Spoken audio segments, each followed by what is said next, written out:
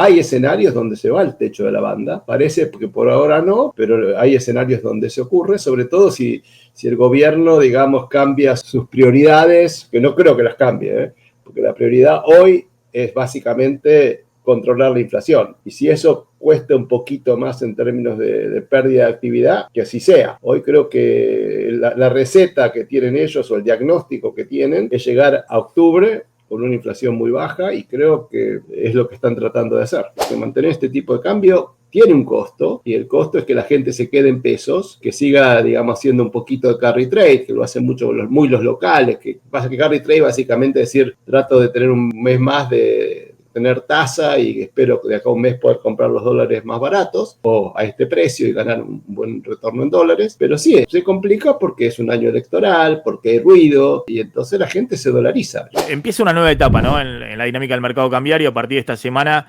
Ahí veíamos la liquidación de agrodólares de Ciara. Ha habido super liquidación en mayo, 3.000 millones de dólares. En junio, 3.700 millones de dólares. Julio va a dar un récord también histórico de más de 3.000 millones de dólares. Pero dicen en Ciara, a partir de esta semana, los próximos días, baja de 200 millones de dólares diarios a 100 millones. Eso lo dicen directamente en Ciara SEC, es así. La oferta en el mercado cambiario. De hecho, hemos visto un colapso en las declaraciones juradas de exportación por parte de las cerealeras, porque obviamente se quedaron sin producto. Ya está, le vendieron todo los chacareros le vendieron todo lo que tenían para hacer sus cuentas. Es más, ahora las cerealeras están en un proceso de compra de soja, por ejemplo, a Paraguay, de importación, para mantener en actividad las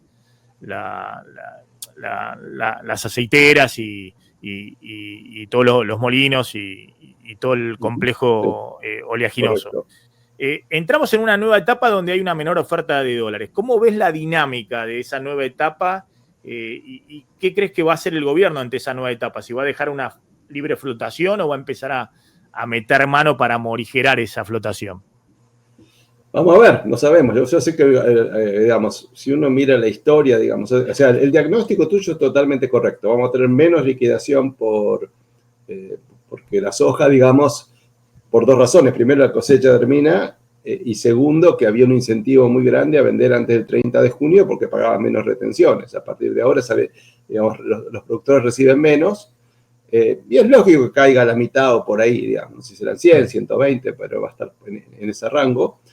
Y claramente va a depender mucho de qué pasa con la demanda. O sea, la oferta se va a achicar, por lo menos la oferta de exportaciones, de los flujos de exportaciones. Si la demanda sigue como venía hasta ahora, y no hay razón para que eso afloje, porque, digamos, las importaciones siguen. Ahora también tenés toda la demanda adicional de julio por el turismo, que generalmente hay un pico estacional que no sé si se ve ahora o en agosto, porque las tarjetas de crédito se pagan de cada un mes.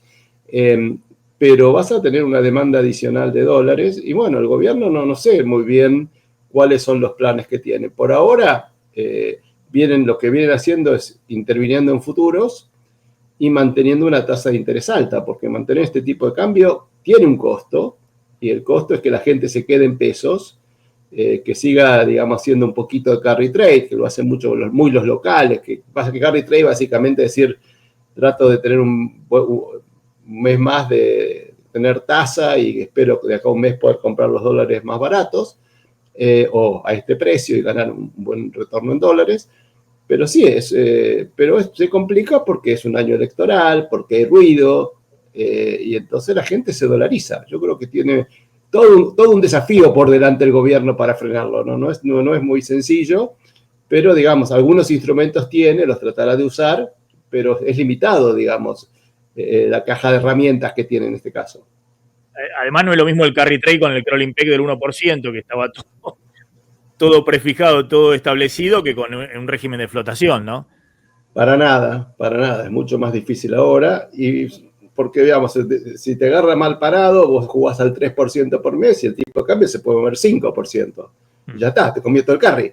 De hecho, pasó el mes pasado, digamos, el pasado los que hicieron carry trade perdieron.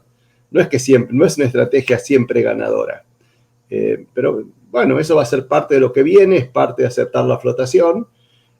Yo creo que la principal preocupación del gobierno sigue siendo que ese movimiento en el dólar lleve aumentos de precios. Yo creo que va a ser menos de lo que se venía esperando. No es que el tipo de cambio se mueve 8% y los precios suben 8%. Eso está claro que no es el caso. Pero, digamos, algún efecto va a tener sobre los precios que el gobierno no lo quiere tener. Ahora, yendo más a lo conceptual, ¿vos crees que, porque si uno mira la foto, dice, bueno, estamos con un tipo de cambio real más elevado que el que había a principio de año, tal vez 14-15% del multilateral, 20% con Brasil, es decir, la foto es mejor tener un tipo de cambio real más alto que tener un tipo de cambio real más bajo, sobre todo si no tenés reserva en el Banco Central. Ahora, ¿vos crees que mirando hacia adelante, que ahora de acá a octubre, que el gobierno se va a bancar esa flotación, es decir, o va a forzar la máquina con el impacto que eso tenga en la economía real? Un poquito lo que hablamos antes. Si el gobierno fuerza la máquina haciendo un apretón monetario mayor, interviniendo en futuros, todo para tener un dólar más controlado, alrededor de, no sé, de los 1.300 pesos, bueno, vamos a tener un impacto mayor en la actividad económica. O me equivoco, ¿cómo estás viendo esa dinámica?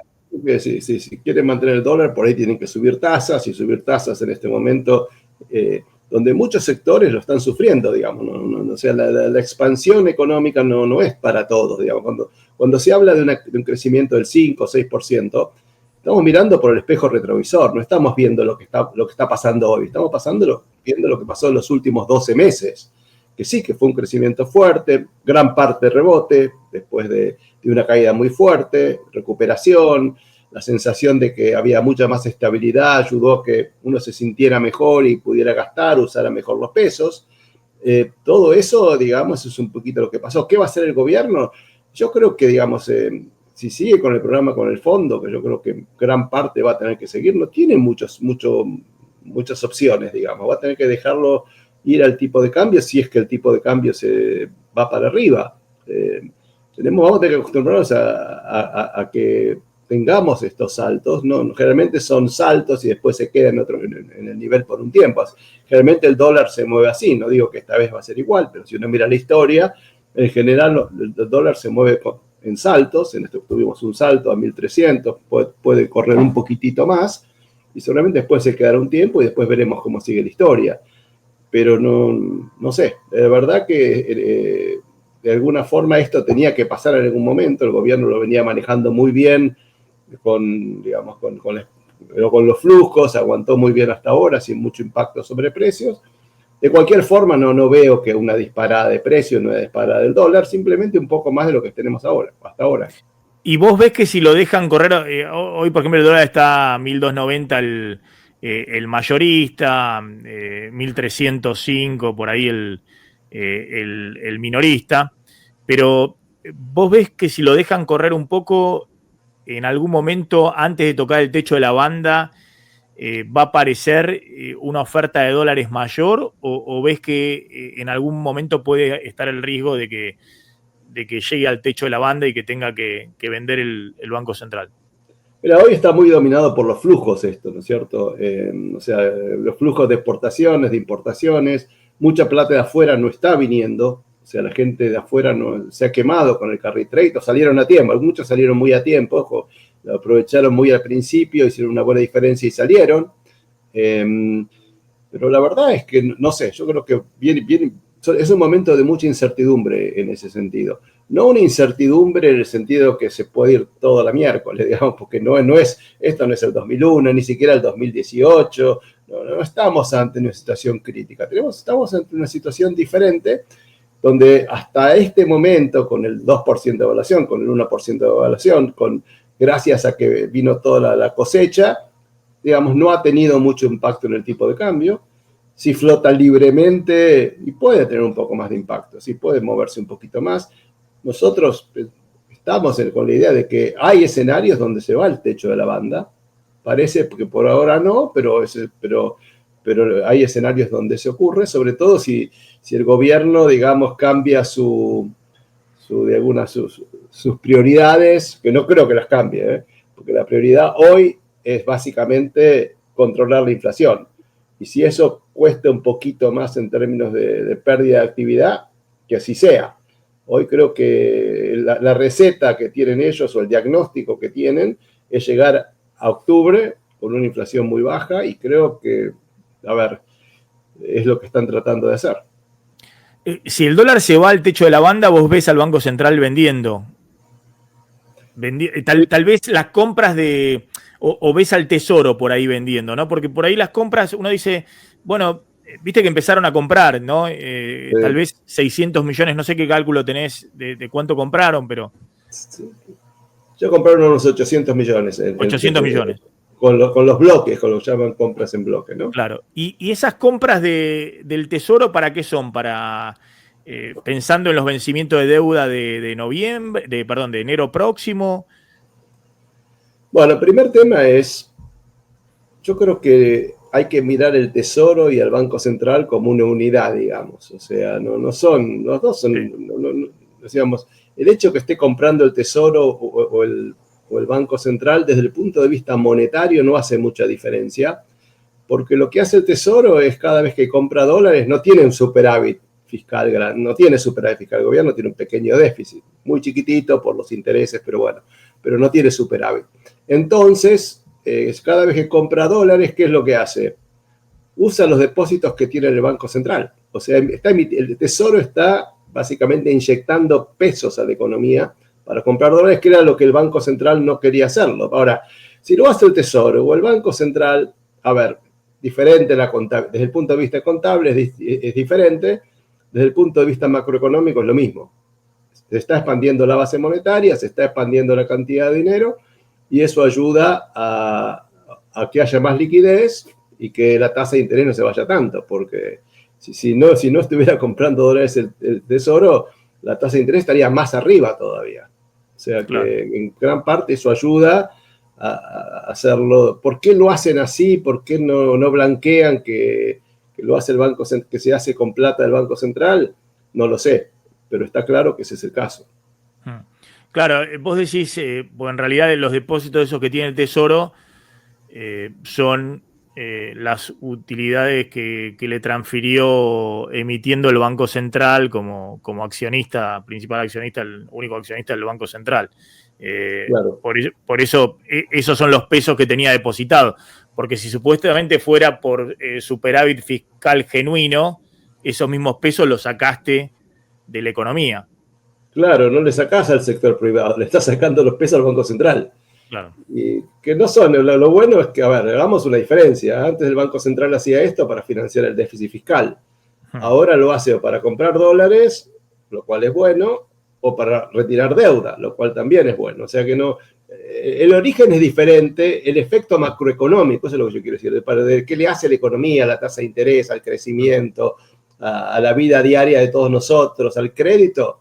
Desde ese punto de vista es exactamente igual. Lo podría hacer el Banco Central. No haría ninguna diferencia si en vez de salir el Tesoro a comprar los bloques, saliera el Banco Central a comprar los bloques. El efecto sería igual.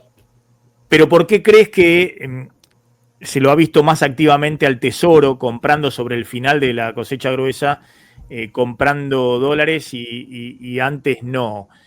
¿Vos crees que esa estrategia va a continuar? Porque si continúa la demanda privada de dólares, tenemos que sumarle la demanda de dólares del sector público. Y yo creo que la principal razón es porque el Fondo Monetario está apretando para que el Banco Central aumente las reservas. Porque esos dólares que compra el Tesoro son reservas del banco, terminan siendo reservas del Banco Central. Y el Banco Central dijo que no iba a comprar dentro de la banda porque no quería expandir la base monetaria y ahora está comprando. ¿Por qué? Y bueno, porque no están subiendo los dólares, no he encontrado otro mecanismo para aumentar los dólares que comprar en el mercado. O sea, el central hoy no tiene otro mecanismo para comprar dólares porque no puede emitir deuda afuera o acá. Y entonces, si no, ¿cómo hace para acumular reservas? No hay forma. Las reservas aumentan cuando el Banco Central emite y compra dólares en el mercado, el famoso señoriaje que se conoce, que Milei habló muchas veces del señoriaje. Bueno, eso es lo que está usando ahora, señoriaje. Y como el Banco Central dijo que no va a comprar dentro de la banda, lo manda al Tesoro y hace el trabajo sucio por ellos, ¿no? ¿Y cómo ves la dinámica de la economía real? ¿Qué ves que está pasando en la economía real? En el último informe de Conview publicaron esto, lo del tema de importaciones de despacho de courier que se incrementaron fuerte, ¿no? Ahí, Sí. no sé qué querían mostrar ahí. No, básicamente que básicamente lo que está aumentando es la de las importaciones por todos los mecanismos que uno se puede imaginar, ¿no? O sea, porque la apertura económica, que yo creo que es positiva para la economía, tiene un efecto sobre el balance de pagos, en ese sentido. No, lo que mostramos simplemente es que han subido mucho y que está empezando a funcionar como el gobierno quiere que funcione. ¿Y qué ves en la dinámica de los distintos sectores? Porque hay muchos sectores que dicen, bueno, mirá, se me cayó la demanda, no se recupera, sobre todo sectores de la industria, y además parte de eso del mercado, y bueno, cada vez más está copado por importación, entonces con una especie de doble Nelson. Incluso te diría más, con el tema del sector automotor, que es uno de los sectores que se ha reactivado, recuperación muy fuerte, hay una participación mucho mayor que el año pasado de importaciones, ¿no? Eso se compensa en parte con las exportaciones a Brasil, pero ha aumentado mucho más las ventas que la producción. Sí, a ver, el nivel de actividad en este momento yo creo que después de una primera etapa donde básicamente anduvo bastante bien, en este momento cambió un poco la dinámica, ¿no? En vez de que ya no está creciendo al 5% hacia adelante la economía, 5, se pareciera crecer más bien al 1,5, 2, en términos marginales, o sea, lo que estamos viendo por ahora. Yo creo que la economía está sufriendo, como bien dijiste, la industria de una... Perdona, Miguel, claro, lo que uno veía, si comparamos trimestre contra igual trimestre del año pasado, no sé, primer trimestre te daba 6-7%, pero contra el último trimestre de 2024 desestacionalizado, INDEC te marcaba 0,8%. Vamos a ver el segundo trimestre, cuando vos comparas con el segundo trimestre del año pasado, te va a dar también 6%. Sí, no, te van unos números bárbaros. Claro, hay que ver contra el primer trimestre, como esa es la dinámica hacia adelante, para ver si sigue hacia arriba o se está mesetando el crecimiento.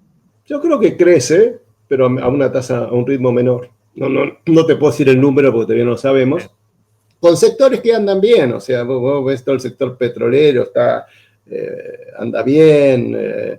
En general, te diría toda la zona de la cordillera, de esa zona, algunos por petróleo, otros por mayor actividad minera, andan bien. Donde está sufriendo mucho la economía es en el conurbano y la verdad es que no levanta esa zona, en todo lo que es el AMBA. Vemos una economía que las ventas, o sea, si vos, casi todos los comerciantes que he hablado, junio fue muy malo, o sea, no estaba esta sensación de crecimiento, incluso con las importaciones. Julio parece que es parecido. Ahora, vos miras autos, por ahí electrodomésticos, se han abaratado mucho respecto de hace un año, que estaban caros, y se compra mucho con esas cuotas, ¿viste? Que vos decís que son tan caras, pero que la gente como mira la cuota, sí. Full. Lo compra. Entonces, eso anda más o menos tirando, pero tenés que pensar que están viniendo las elecciones, muchos, sobre todo empresarios, paran un poquito la pelota, no están viendo mucho ruido, porque hay ruido electoral, ya empezó el ruido electoral. No digo que yo creo que el gobierno le va a ir bien en las elecciones, pero empieza a haber dudas, qué pasa con los gobernadores, les va a ir bien, pero van a ganar las provincias, van a tener los números que quieren en diputados. Bueno, la gente se empieza a preguntar cosas y dice, bueno, vamos a esperar hasta que aclare, ¿no? Desencillar hasta que aclare. Me parece que eso está pegando también a la economía, toda esa incertidumbre que hay respecto a las elecciones. Dos preguntas más, Thiago. Una es el tema de la capitalización de intereses de la deuda en pesos, ¿no? Porque veo cada vez más informes que hacen aparte el monto de intereses, ¿no? Que se capitaliza, no se paga. Y es un monto relevante mensualmente. Sí. ¿Eso hoy el mercado no le presta atención, digamos, ¿no? Porque eso impacta, todos ven el superávit primario, ingreso menos gastos, pero el gobierno dice que tiene también equilibrio fiscal después del pago de intereses. Pero claro, después del pago de intereses tenés los intereses de la deuda en dólares, pero de la deuda en pesos prácticamente no pagas nada porque todo se capitaliza. Claro. Y es un monto relevante, digamos, ¿no? No es un monto Es un menor. monto relevante, se capitaliza. El año pasado, digamos, se capitalizaba, pero como las tasas eran negativas en términos reales, Claro, claro. aumentaba la deuda, pero también aumentaba el producto, entonces cuando vos comparabas deuda-producto, seguía siendo bajo, digamos, no aumentaba ese número. El problema que tenés ahora es que como las tasas de interés son positivas en términos reales, estamos con tasas más bien altas, cuando termine el año y vos compares cuánto subieron los bonos esos que capitalizan intereses y cuándo subió el PBI, vas a ver que los bonos subieron más que el PBI. Eso se contabiliza lo que llaman técnicamente abajo de la línea, o sea, no aparece en los números fiscales, aparece abajo de la línea, pero vamos a ver que el gobierno va a tener que explicar qué pasó, cómo es que no, digamos, tenemos superávit y sube la deuda. Y bueno, la respuesta va a ser que estos números se capitalizan. Ahora, el mercado no está preocupado porque son números relativamente chicos, digamos. En el peor de los casos era 0.3, 0.4% del PBI, y creo que no es un número, digamos, que te mueva la macro, ni es volver a los déficits fiscales de antes. Pero bueno, son los trucos que hacen casi todo. Este truco, si recuerdo bien, lo inventó Macri, de capitalizar los intereses. En la época de Macri se inventó. Claro. Sí, pero me llama la atención porque están todos viendo ese tema. Claro, lo que pasa es que para que eso no se haga algo insostenible, bueno, lo que hablábamos antes, no podés tener tasas reales positivas muy elevadas y encima atraso cambiario, digamos, porque te está creciendo te crece en términos de reales y te crece en términos de dólares también. En términos de dólares, claro, por eso la deuda en dólares sube por efecto tipo de cambio. Hay que ver ahora que se depreció la moneda, sí, cómo va a impactar en el próximo informe de deuda. Y la última que quería preguntarte es, ¿qué ves de dinámica? Vos decías de acá las elecciones por un lado y después de las elecciones. Milei dice, de acá a las elecciones, bueno, todo sigue como está. Y después de las elecciones se derrumba el riesgo país, refinancian la deuda, entran las inversiones, salen los dólares del colchón. Casi un escenario de Disney. ¿Qué ves vos en esa dinámica? De acá a las elecciones y después de las elecciones. Bueno, las elecciones yo me imagino mucho lo que estamos hablando ahora, digamos. Creo que el gobierno no tiene mucho margen para aflojar tasa, porque cada vez que afloja la tasa se le puede escapar el dólar, y vemos que de hecho no está bajando la tasa de interés. No. Me parece que la economía va a seguir al ritmo actual, difícilmente veamos una gran recuperación.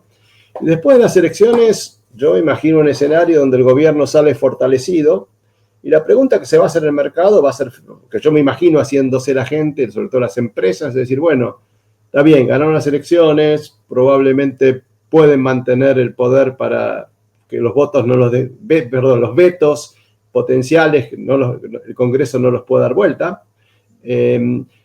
Pero la pregunta va a ser, ¿tiene el gobierno el poder o la capacidad de hacer las reformas estructurales que promete? Yo creo que ese es el debate que viene post-elecciones. Y la verdad es que no suena nada obvio, digamos. Uno ve la pelea hoy entre las provincias y la nación, es una pelea básicamente por recursos. Entonces habrá que ver qué le propone el gobierno a las provincias para poder hacer una reforma tributaria.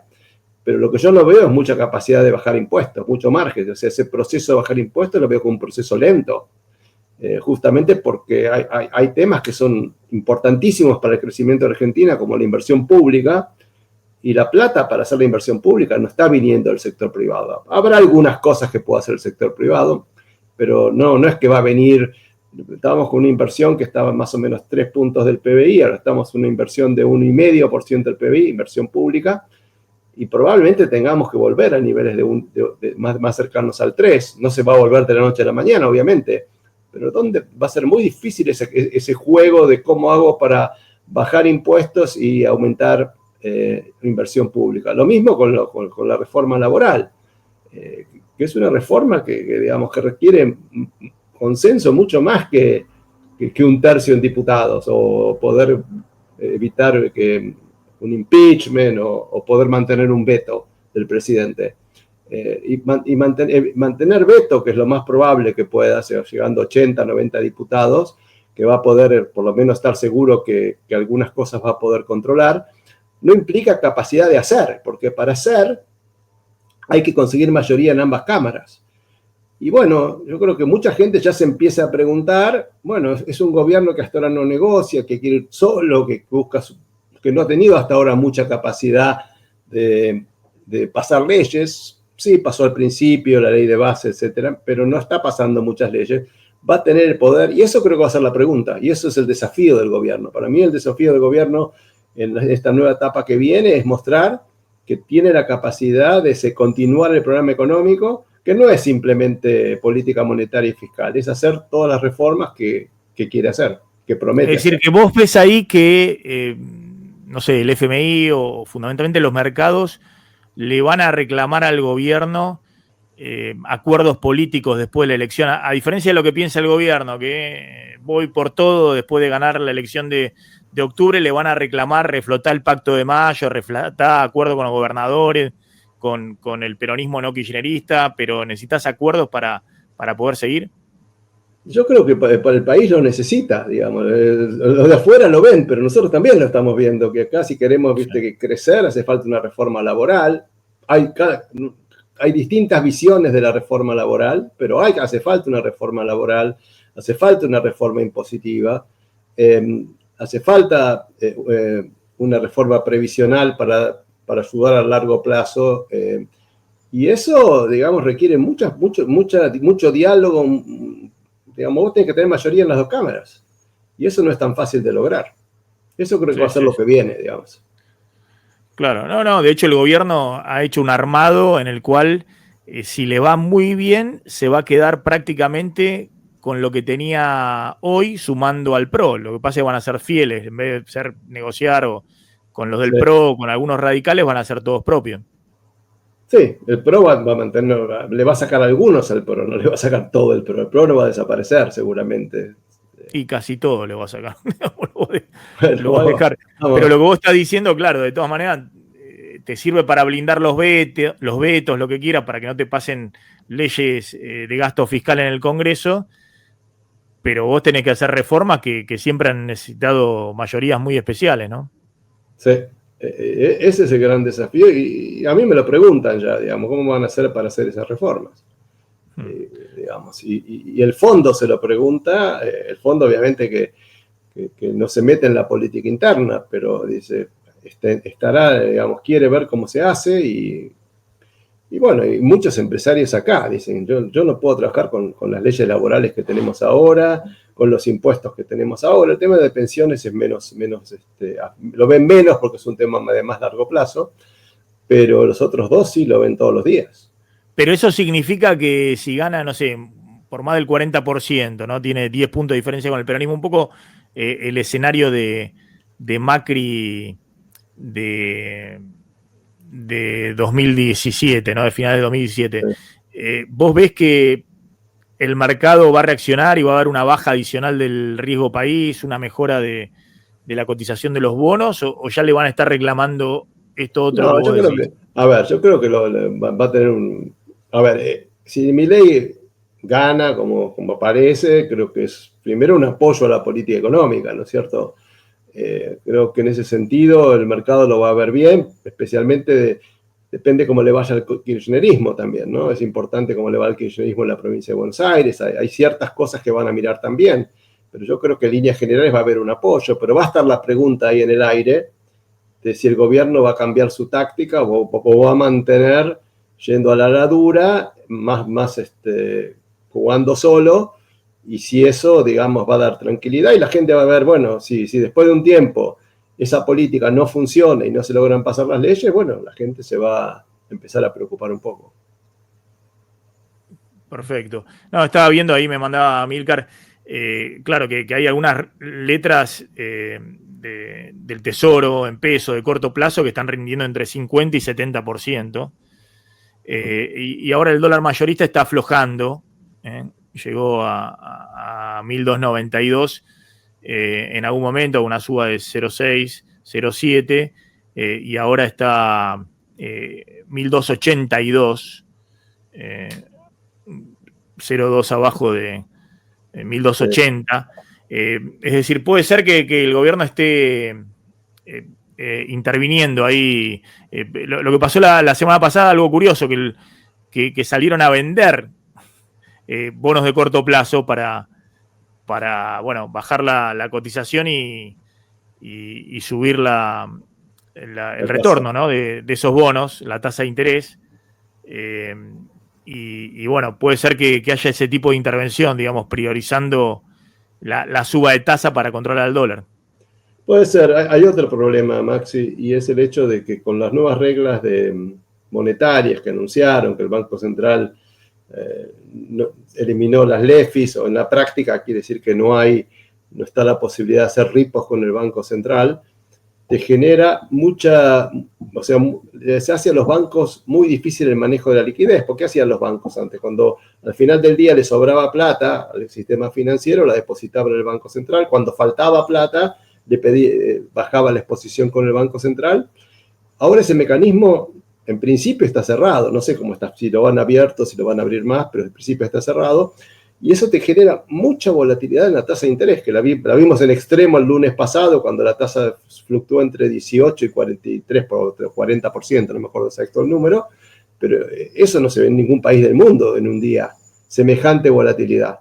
Bueno, eso también lo estamos viendo ahora, no sé, eso es un tema que hay que buscarle una solución porque no solamente el nivel, sino esta volatilidad que hace mal. Claro. Claro, sí. Una semana que, no sé, la caución había caído a 12, 15% y después se hacían operaciones de 100%, digamos, ¿no? Una locura. No sé si 100, pero de 40 y pico, sí.